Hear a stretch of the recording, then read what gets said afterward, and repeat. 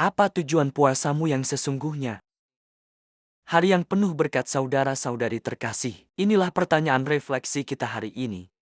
Holy Spirit, make my heart open to the Word of God. Make my heart open to goodness. Make my heart open to the beauty of God every day. Amen.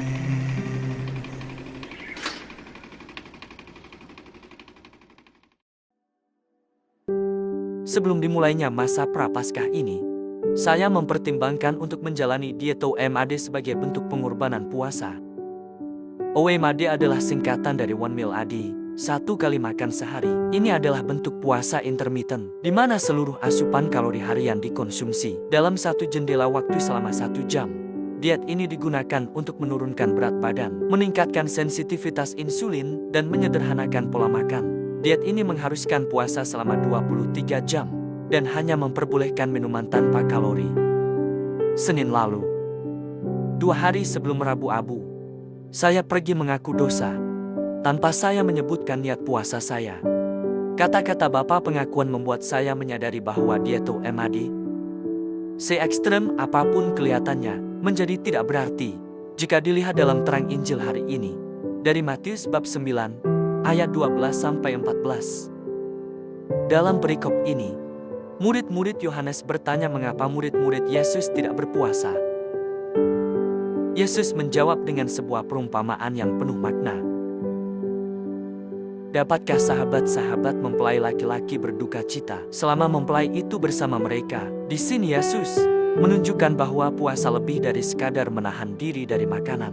Puasa adalah tentang relasi dan kerinduan akan Tuhan.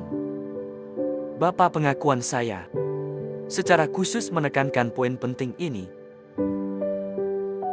Yesus menggambarkan dirinya sebagai mempelai laki-laki dan para murid sebagai sahabat-sahabat mempelai. Sebuah pernikahan adalah waktu sukacita, perayaan, dan persatuan. Ketika mempelai hadir, respons yang tepat bukanlah berkabung, melainkan bersukacita. Para murid berada dalam hadirat Tuhan sendiri. Sukacita mereka selesai puasa mereka bisa menunggu. Ini memberitahu kita bahwa kekristenan bukan pertama-tama tentang aturan, melainkan tentang persekutuan dengan Yesus. Terkadang kita bisa jatuh dalam godaan untuk berpikir bahwa kekudusan diukur dari seberapa banyak kita menyangkal diri secara lahiriah. Itu mungkin menjadi salah satu tanda, tetapi bukan penentu utama. Yesus mengingatkan kita bahwa kekudusan pertama-tama mengalir dari kebersamaan dengannya. Anugerah terbesar adalah kehadirannya ketika kita sungguh mengalami Yesus dalam doa, dalam kitab suci, dan terutama dalam Ekaristi. Hati kita dipenuhi sukacita. Pengorbanan kita pun menjadi ungkapan kasih, bukan sekadar kewajiban. Diet OMAD berfokus pada tubuh. Ia melatih seseorang untuk menahan lapar demi tujuan fisik, penurunan berat badan, umur panjang, atau penguasaan diri. Namun Yesus mengingatkan bahwa puasa tanpa kasih, tanpa kesadaran akan kehadiran Tuhan, adalah kosong. Seseorang mungkin memiliki perut yang kosong, tetapi tetap memiliki hati yang penuh kesombongan,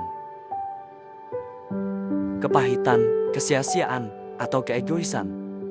Puasa seperti itu tidak membawa seseorang semakin dekat kepada Tuhan. Saudara-saudari terkasih, pertanyaan pertama bukanlah bagaimana atau seberapa sering kita harus berpuasa, tetapi apakah kita mengenali kehadiran Sang Mempelai dalam hidup kita. Jika Yesus hadir, hidup kita dipenuhi sukacita, tujuan, dan makna. Jika Yesus tidak hadir, tidak ada jumlah puasa apapun, entah OMAD atau bentuk lainnya, yang dapat mengisi kekosongan itu. Pada akhirnya, puasa jasmani akan berakhir, tetapi hubungan rohani kita dengan Yesus berlangsung untuk selamanya.